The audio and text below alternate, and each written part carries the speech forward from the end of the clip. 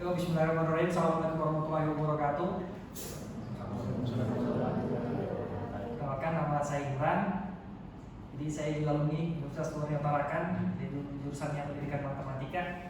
Ya, selain memang saya aktif juga di dunia sosial media sebagai influencer, saya juga aktif di dunia politik, ketua DPW Barisan Pemuda Penegak Amanat Nasional seperti itu.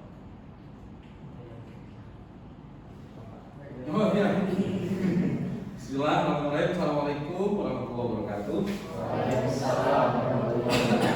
Ya, kenalkan nama saya Harjo Soleka. Saat ini saya sekretaris ya di DPD Partai Amanat Nasional Kota Tarakan, juga sekretarisnya Mas Iban, sekretaris DPW BM PAN Kalimantan Utara. Terima kasih.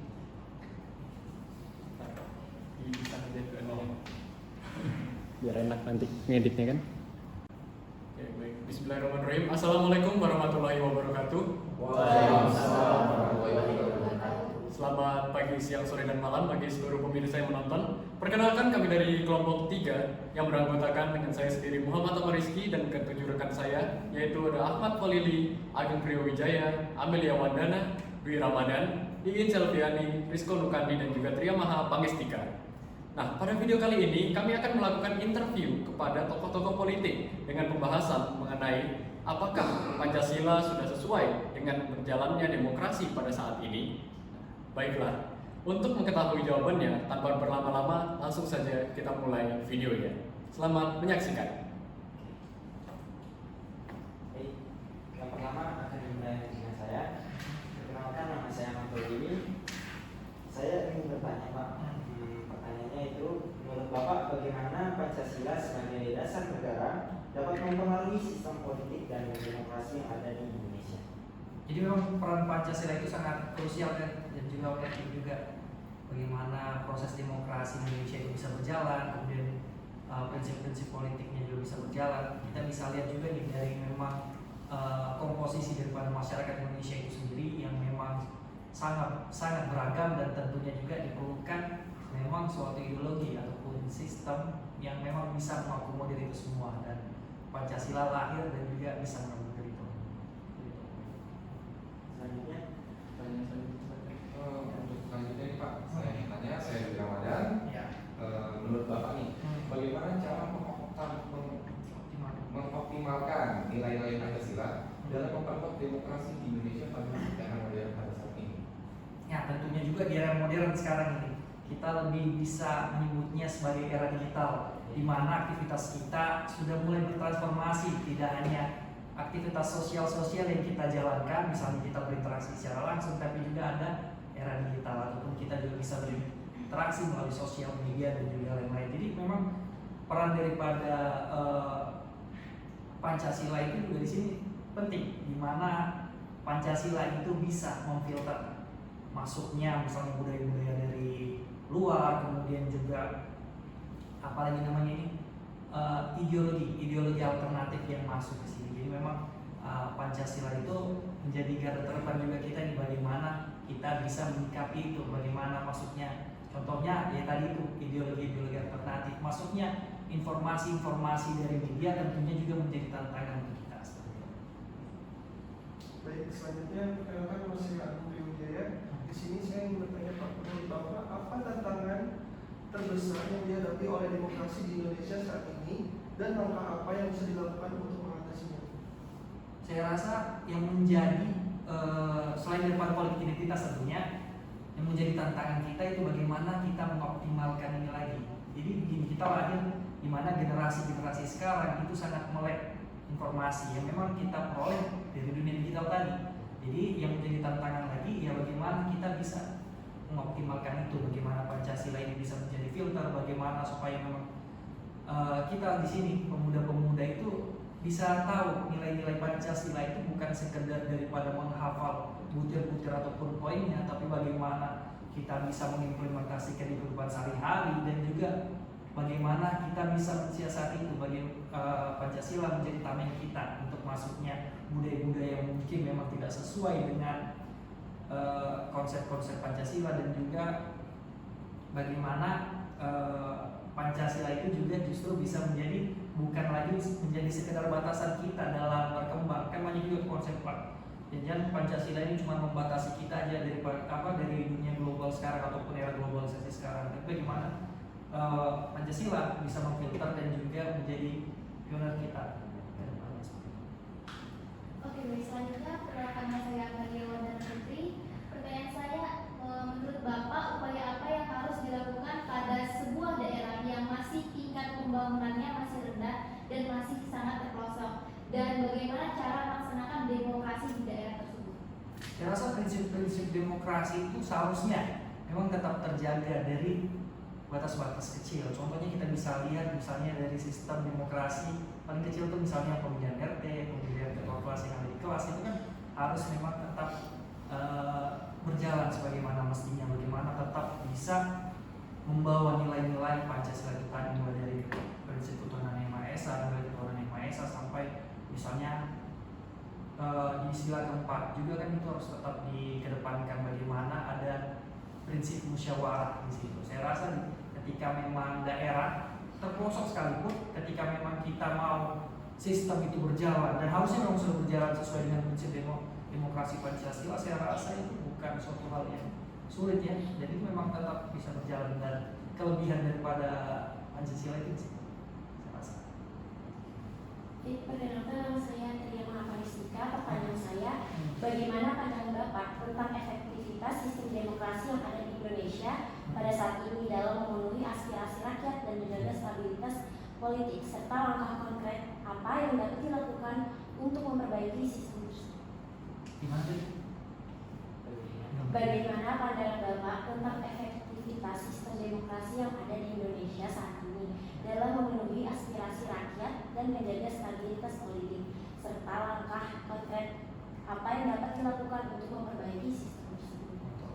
Kalau sejauh yang saya tangkap sekarang, di mana memang pasti ada pro dan juga kontra, plus dan juga minus dari sistem yang memang sekarang berjalan. Contohnya, kita mungkin bisa bebas berekspresi di sosial media, walaupun memang ada batasan-batasan yang memang kita harus terus jaga. Kemudian ketika memang mahasiswa masih bisa berdemonstrasi di jalanan, kemudian pemilu juga masih tetap bisa dijalankan 1 kali dalam 5 tahun ataupun per periode. Saya rasa memang demokrasi sekarang sudah berjalan, tapi memang masih jauh daripada ideal kita ataupun memang pandangan-pandangan kita. Kita ini maunya gimana sih sistem Pancasila ini, bagaimana sih supaya bisa diimplementasikan di kehidupan bernegara kita, dan itu memang menjadi tantangan juga bagi kita semua tentunya untuk menjaga nilai-nilai ini bisa berjalan terus dan bahkan lebih baik lagi seperti itu. Selanjutnya, saya bertanya, bagaimana menurut Bapak mengenai isu kebebasan berekspresi dan hate speech di era digital saat ini, dan bagaimana mengaplikasikan nilai-nilai Pancasila dalam hal ini? Betul, pertama yang menjadi isu hangat memang sekarang kan itu bagaimana kawan-kawan biasa beraspirasi lewat sosial media tapi justru di-cut dan lain-lain. Itu memang menjadi ironi sekarang, bagaimana kebebasan berekspresi seharusnya bisa diimplementasikan dengan baik. Kemudian ini apa yang terjadi, misalnya tanggung jawab siapa? Saya rasa dua-dua ataupun dua sisi itu harus punya andil di situ. Dari misalnya dari pemerintah yang harusnya lebih mengakomodir kebebasan berpendapat seperti itu, dan juga kita di sini yang memang ketika kita menyuarakan aspirasi itu memang seharusnya memang didasari oleh data-data yang memang lengkap, sehingga memang ketika kita melakukan itu, ketika kita bersuara, kita punya data seperti itu, dan itu tidak mungkin bisa dijadikan delik seperti itu. Perkenalkan, nama saya Dita Firni. Saya ingin bertanya, menurut Bapak bagaimana jika demokrasi mulai bertentangan dengan Pancasila? Apakah langkah terbaiknya? Saya rasa ketika memang poin-poin ataupun prinsip-prinsip daripada Pancasila itu bisa dijalankan, itu tidak akan bertentangan dengan nilai-nilai demokrasi, begitupun sebaliknya, karena memang demokrasi itu Pancasila itu sendiri, dan juga itu berlaku sebaliknya. Ketika memang ini sudah berjalan, ini saya pendapat saya pribadi itu bakal terus berjalan dan itu bakal beriringan seperti itu. Oke, baik. Pertanyaan terakhir dari saya, Pak. Menurut Bapak nih, kira-kira demokrasi kita di negara kita sendiri, negara Indonesia ini, apakah sudah tergolong baik menurut Bapak? Jika iya, jika sudah, kira-kira alasannya seperti apa, dan jika belum, kira-kira mengapa demikian? Saya rasa antara baik dan juga buruk. Kita nggak tidak sebaik yang kita bayangkan dan juga nggak seburuk yang biasa diobrolin. Memang pada prinsipnya berjalan Indonesia ini sudah berapa tahun? 77. Ya. Berapa tahun?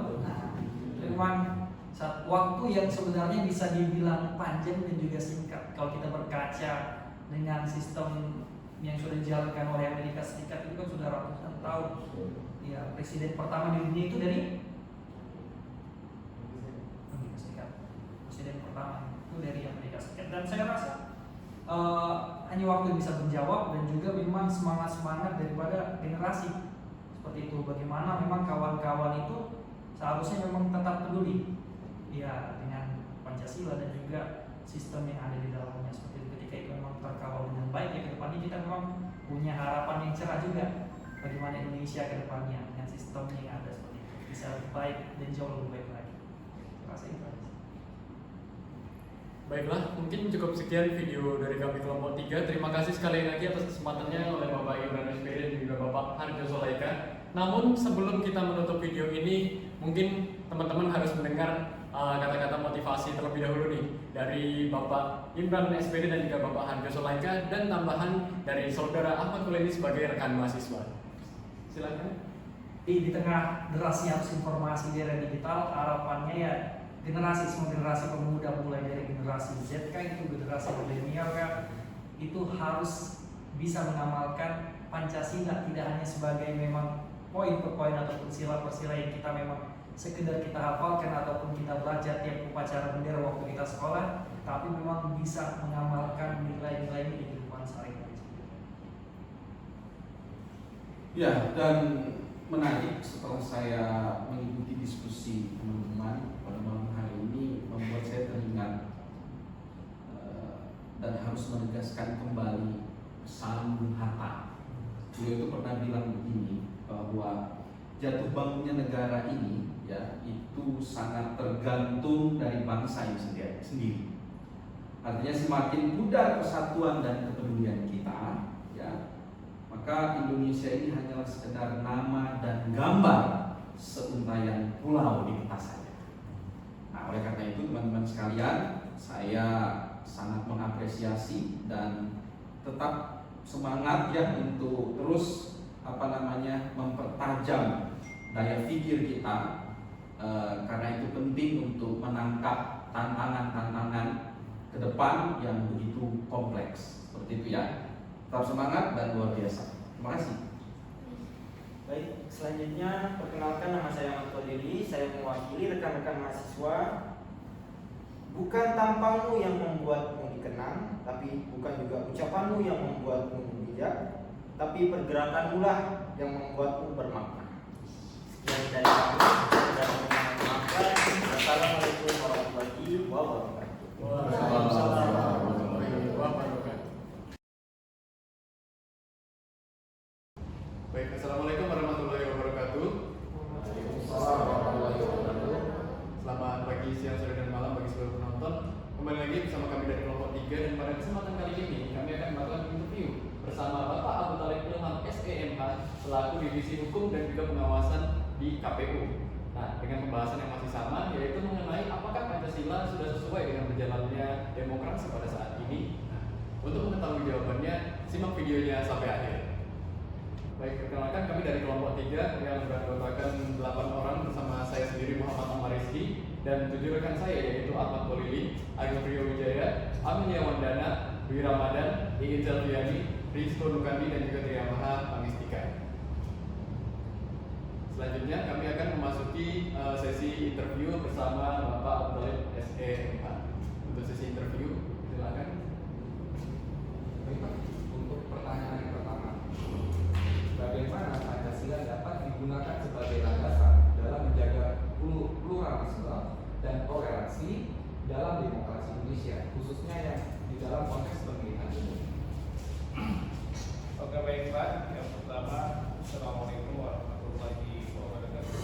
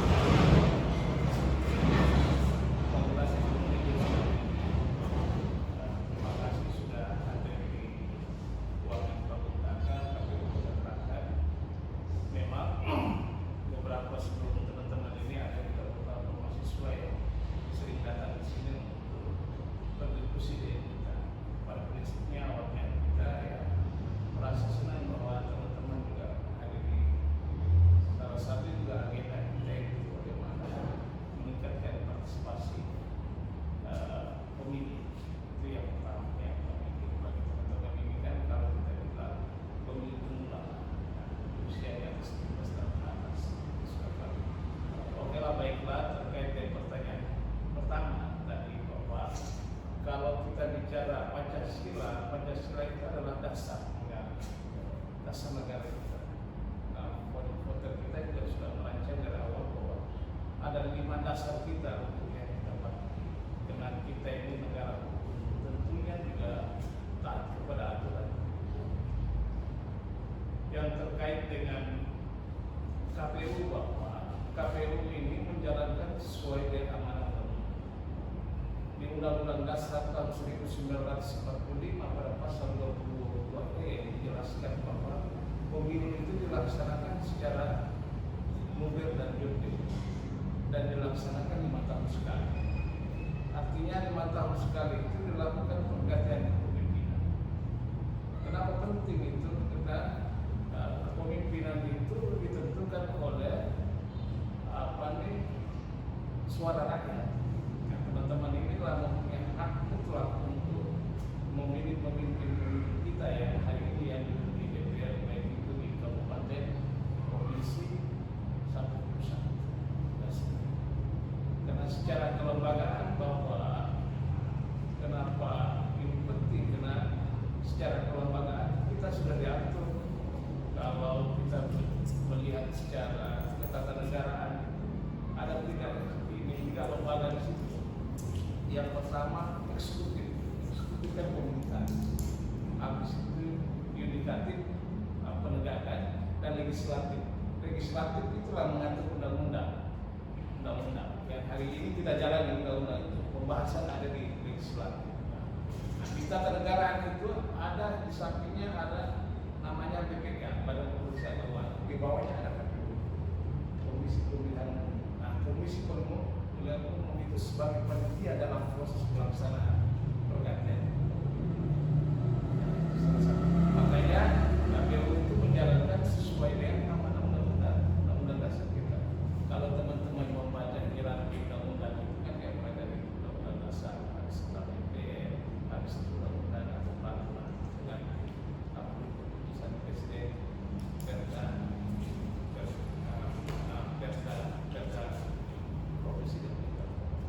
Kalau kita bicara hierarki undang-undang, dan itulah kita ini kan dasar negara kita ada undang-undang Pancasila sebagai dasar kita, maka mau tidak mau kita jalani sesuai dengan kalau Pancasila itu ayatnya 4 permusyawaratan. Nah, itu musyawarah itulah bagian daripada demokrasi. Tidak ada yang lain. Baik, kita lanjut ke pertanyaan selanjutnya.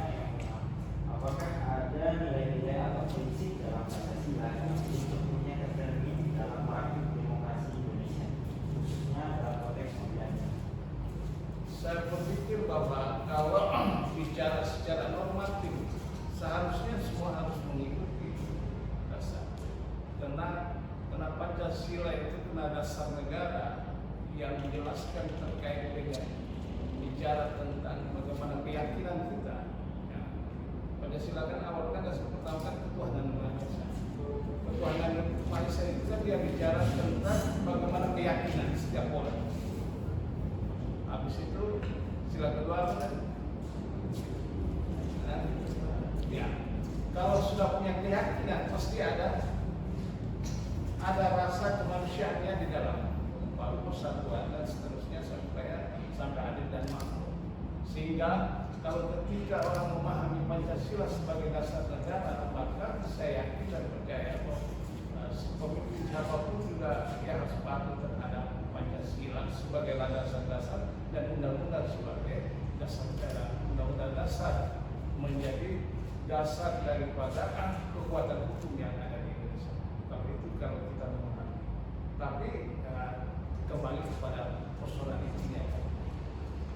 Kalau kita ya secara umum yang undang-undang menjelaskan harus kita mengikuti aturan main ini.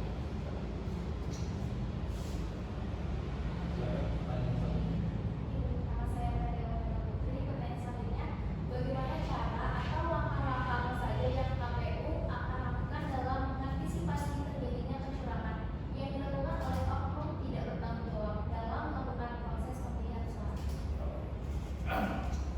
KPU, kalau kita bicara Undang-Undang 7 tahun 2017 tentang pemilihan umum, boleh dikatakan kitabnya penyelenggara pemilu. Kitabnya penyelenggara pemilu itu dia ada pasalnya 533 pasal, 31 bab dan 6. Itulah menjadi kitabnya penyelenggara pemilu. Dalam buku kedua, buku pertama itu dia bicara terkait dengan prinsip asas dan tujuan. Prinsip itu berkait dengan sebagai penyelenggara itu dia harus mandiri tanpa ada intervensi dan lain. Habis itu dia harus jujur, dia harus adil, dia harus profesional.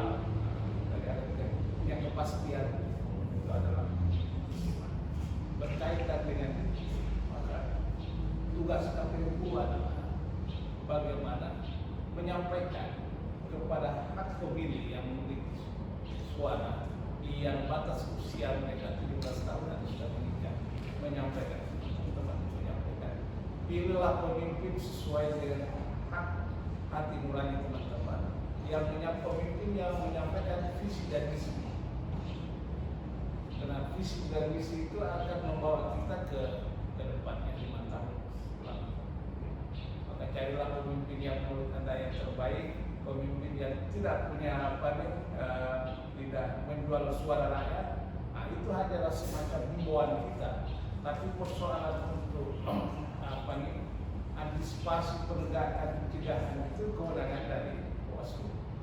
Jadi kita ini lembaga ini, kalau kita dibaca buku 2 Undang-Undang 7 itu ada 3 penyelenggara, KPU, habis itu Bawaslu, sama itu DKPP, Dewan Kode Etik.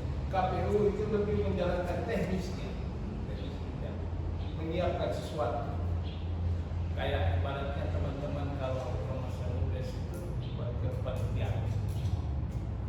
Nah, siapa yang panitianya, siapa yang pesertanya, aturan mainnya kayak gimana, siapa calonnya, nanti hasilnya siapa yang terpilih, nanti dilantik. Nah, begitulah KPU.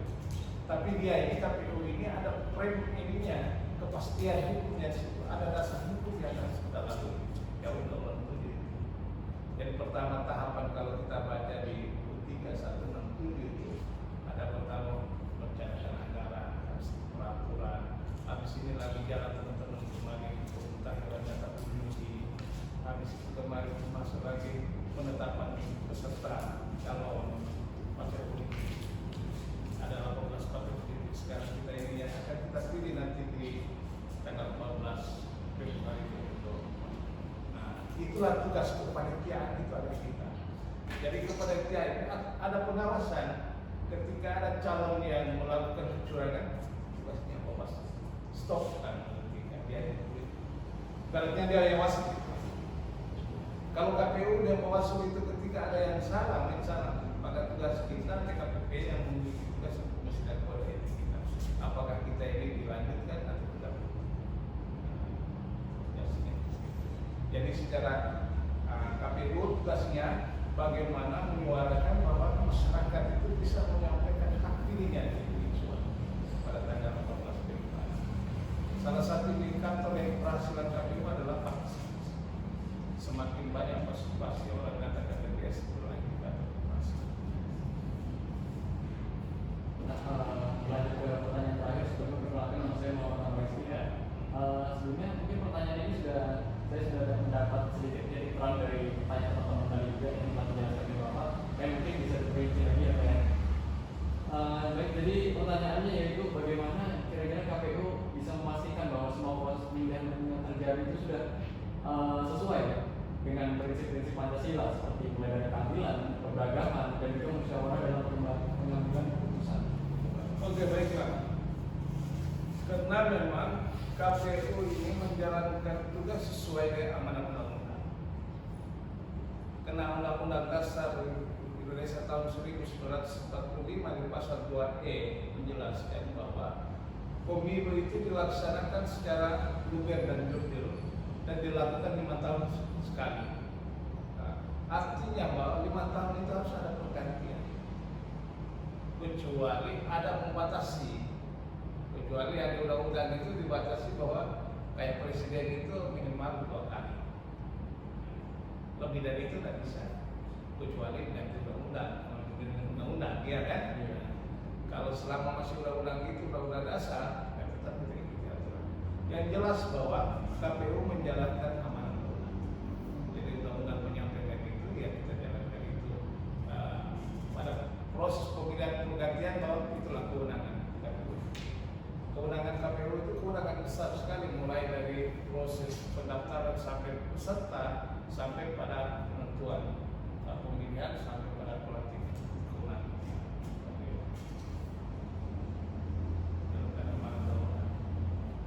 KPU tidak menjalankan di luar dari perintah undang-undang. Kalau undang-undang tidak memerintahkan kita untuk melaksanakan, jadi memang khusus untuk pemilu itu KPU, Bawaslu dan DKP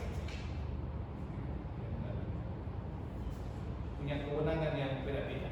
KPU lebih kepada teknisnya, ya seperti saya sampaikan kepada teman-teman tadi, teknisnya bahwa lebih kepada kepanitiaan kayak kepanitiaan. Bawaslu lebih kepada pencegahan di KPU. Semuanya itu ranahnya kepada Pancasila. Pancasila itu kan sebagai dasar negara. Dasar. Kalau dasar itu kalau tidak sesuai dengan dasar kan, kalau ibaratkan bangunan itu kalau rumahnya dasar tidak kuat kan roboh. Jadi harus ada dasar. Dasar itulah melahirkan kekuatan namanya aturan. Undang-undang itulah menjadi pegangan kita. Nah, kalau ada dasar tapi tidak ada aturan yang membatasi kita, agak runyam kita kan, tidak sesuai. Jadi harus kena Pancasila itu harus sebagai dasar negara, undang-undang itu sebagai aturan kita untuk membatasi kita, maka KPU menjalani sesuai dengan aturan Pancasila dan undang-undang dasar. Oke, baik teman-teman semua, mungkin itulah tadi sesi interview dari kami kelompok 3. Sesi interview bersama Bapak Abu Talib Ilham SEMH selaku Divisi Hukum dan Pengawasan KPU Kota Tarakan. Nah, nantikan interview kami selanjutnya di Bawaslu Kota Tarakan. Terima kasih telah menonton dan sampai jumpa di interview selanjutnya. Dadah.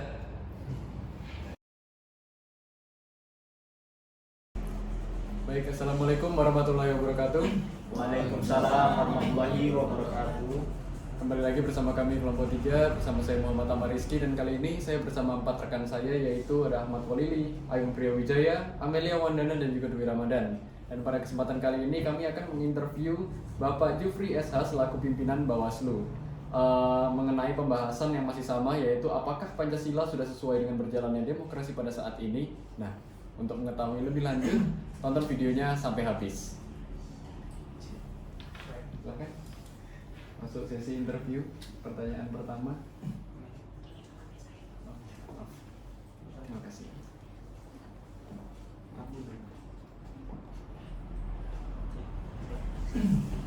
Namanya.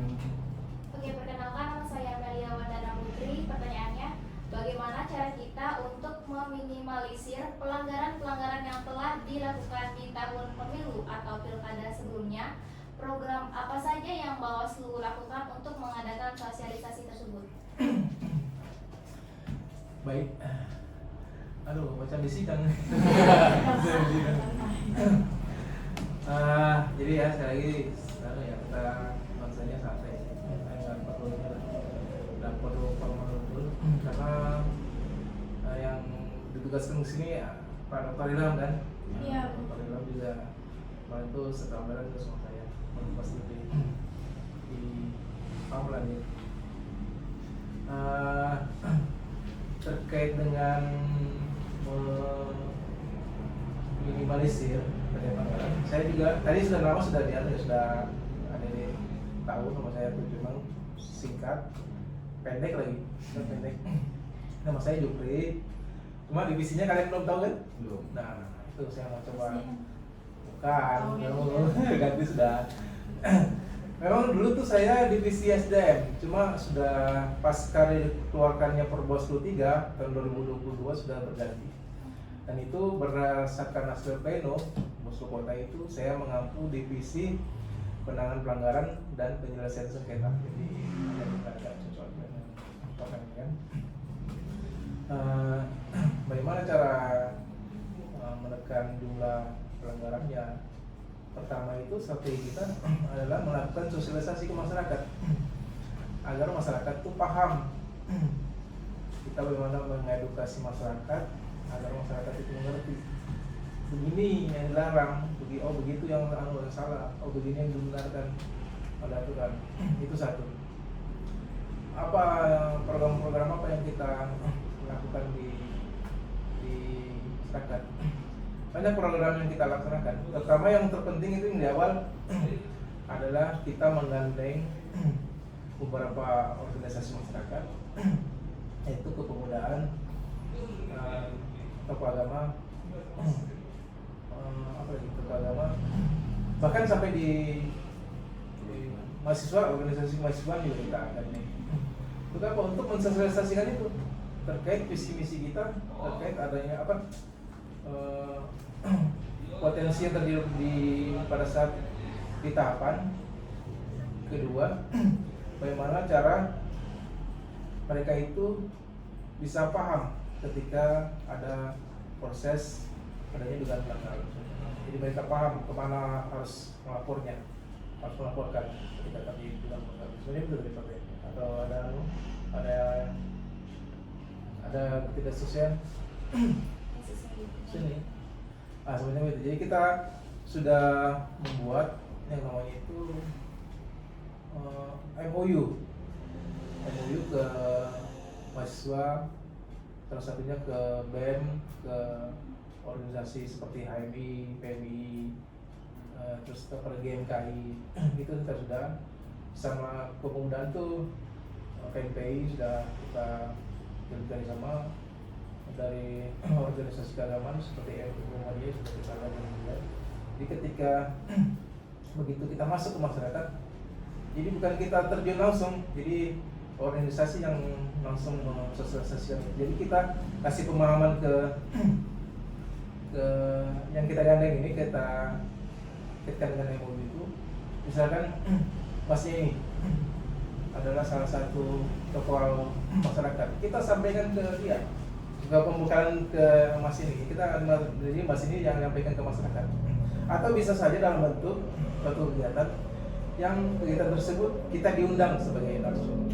Jadi bukan masyarakat lagi yang memberikan pemahaman. Jadi kan kadang pemahaman masyarakat ini terbatas, jadi kita yang diundang kepada masyarakat. Cuma terkendala pada saat ketika masyarakat itu yang mensosialisasikan tentang pemilu, apalagi tentang pelanggaran seperti apa. Terkendala di mana? Terkendala di anggaran. Cuma ada beberapa mencoba mengajukan anggaran. Saya itu di HMI itu sudah sempat mengajukan anggaran terkait sosialisasi masyarakat. Itu mereka buatkan program, jadi kita yang mendanai itu. Jadi mendanai di kegiatan tersebut hanya saja setiap pelaporan kita minta. Misalnya kita kasih dia itu 5 juta, jadi 5 juta cuma harus dilaporkan. Karena kita pakai anggaran negara, uang negara, dan ini harus dipermanfaatkan. Baik, selanjutnya perkenalkan, nama saya Ahmad Tolini. Pertanyaannya Pak, apa kontribusi Pancasila dalam membentuk sistem demokrasi yang transparan dan akuntabel di Indonesia, terutama dalam memastikan integritas pemilihan umum melalui peran Bawaslu? Pertanyaannya luar biasa ya. Luar biasa sekali. Ya, tadi memang sempat ditanyakan juga bagaimana dengan apakah sudah nilai Pancasila itu sudah masuk di masyarakat, terutama untuk pemilihan. Ya, saya rasa itu memang sudah ini ya. Memang dasar kita melakukan pengawasan ini kan tujuannya itu bagaimana nilai-nilai Pancasila itu memang sudah terterapkan, betul ya, sudah terterapkan di nilai masyarakat. Karena ini jangan sampai ada sesuatu hal itu memang yang enggak ini bertentangan dengan Pancasila. Kadang memang ada kasus itu memang, atau ada kasus memang tidak sesuai. Satu-satunya keadaan sosial memang sesuai. Apa itu kasusnya? Kasusnya misal di sisi satu ada 2 partai atau 2 calon. Itu ketika calon berkampanye itu durasi waktunya tuh banyak sekali, lama sekali. Nah, satu sisi itu sedikit pendek, nggak sampai 1 jam sudah harus selesai. Nah, kan dari sisi rasa keadilan itu kan nggak terpenuhi dari sisi calon. Nah, bagaimana dari sisi masyarakat? Dari sisi masyarakat kita lihat sendiri, misalkan dari sisi money politik. Nah, dari sisi money politik itu banyak yang terjerat hanya lingkup masyarakat bawah, jadi tidak menyentuh masyarakat yang di atas. Masyarakat di atas itu para elit politiknya tidak sampai di situ kan. Nah, itu rasa keadilan gimana nih kalau kami hanya terputus di anggap itu di akar rumputnya saja, malah tidak di pohonnya. Harus ada nilai-nilai keadilan sosial yang harus diterapkan juga di masyarakat. Harus memang betul-betul adil kan. Kata adil itu kan susah untuk menerjemahkan kan. Nah, satu sisi orang menganggap adil bagian menang kan, di satu sisi orang menganggap tidak adil bagian kalah. Oke, Pak. Untuk pertanyaan ketiga sebelumnya, nama saya Dwi Ramadan. Seberapa efektif lembaga-lembaga khususnya Bawaslu yang bertugas mengawasi dan memastikan pelaksanaan demokrasi berjalan sesuai dengan Pancasila? Tugas Bawaslu ya. Terkait tugas Bawaslu, saya coba jelaskan mulai dari atas. Kami di kota itu khusus untuk pengawas, di luar sekretariat itu 3 orang. Kalau untuk perangkat, kalau untuk kabupaten ada juga 5 orang. Dari sisi kelurahan itu pengawas kita ada 3 orang. Itu seluruh Indonesia 3 orang. Di kelurahan itu pengawas kita 1 orang, di pengawas TPS kita 1 orang, kan jauh sekali dengan kakak tertua kita itu KPU. Mereka jumlahnya yang begitu besar. Bagaimana cara kita mengawasi efektif apa tidak efektif? Kalau secara kita nalar itu tidak efektif, tidak bisa untuk seluruh pengawas seluruh rangkaian di pemilihan maupun di pemilu. Nah, kalian juga harus bedakan mana apa itu pemilihan apa itu pemilu. Nah, yang kita jalankan sekarang ini adalah pemilu, bukan pemilihan. Kalau pemilihan itu adalah pemilihan wali kota, kepala daerah. Nah, itu. Kalau kita bahasakan begitu, kalau pemilu untuk pemilihan presiden, legislatif, DPD dan DPRD. Nah, tidak efektif. Bagaimana supaya efektif itu? Ya, terkait kita harus melibatkan seluruh masyarakat karena kita dari sisi kekurangan personal SDM juga agak kurang. Bagaimana kita bisa mampu untuk mengawasi seluruh peserta pemilu, seluruh kan yang kita awasi itu peserta. Kalian tahu nggak siapa peserta pemilu? Ya, kita semuanya sudah memiliki hak pilih. Itu masyarakat. Iya. Peserta itu adalah partai politik, pasangan calon, anggota legislatif, calon legislatif itu. Penyelenggara, termasuk penyelenggara. Siapa penyelenggara? KPU, PPK, PPS, turunannya ke bawah itu kita awasi semua. Apakah ada lagi? Ada lagi. Yang ketiga itu adalah masyarakat. Jadi kita tidak bisa mungkin menjangkau seluruh lapisan masyarakat. Makanya kita harus bekerja sama dengan katakan di awal itu, harus bekerja sama elemen masyarakat, organisasi masyarakat, bahkan organisasi pemerintah kita sudah kerjasama juga untuk bersama-sama ikut mengawasi. Ya, saya coba